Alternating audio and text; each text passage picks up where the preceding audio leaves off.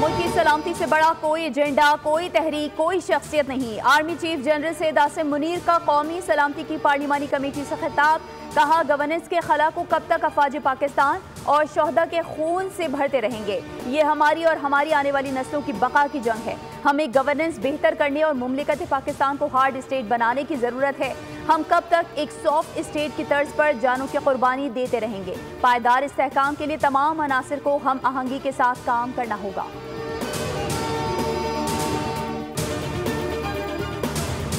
मुल्क की सियासी और अस्करी क़यादत का खवारिज और दहशतगर्दों से आहनी हाथों से निमटने का फैसला। दहशतगर्दी के खिलाफ तमाम ऑप्शंस इस्तेमाल किए जाएंगे। वज़ीर आज़म शहबाज शरीफ का कौमी असम्बली कौमी सलामती पार्लिमानी कमेटी के इजलास से खिताब। कहा, इदारे मुल्क दुश्मन अनासिर के नापाक अज़ाइम को नाकाम बना रहे हैं। वज़ीर आज़म ने अफवाज पाकिस्तान बिलखुसूस आर्मी चीफ और सिक्योरिटी इदारों को खराज तहसीन पेश किया।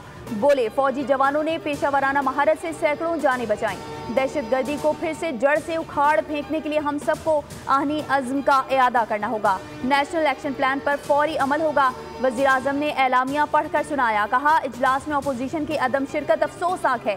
सोशल मीडिया पर प्रोपेगेंडे से फौज और अवाम में दरार डालने की कोशिश की जा रही है। Army chief general Syed Asim Munir ने इजलास के अख्ताम पर दुआ कराई।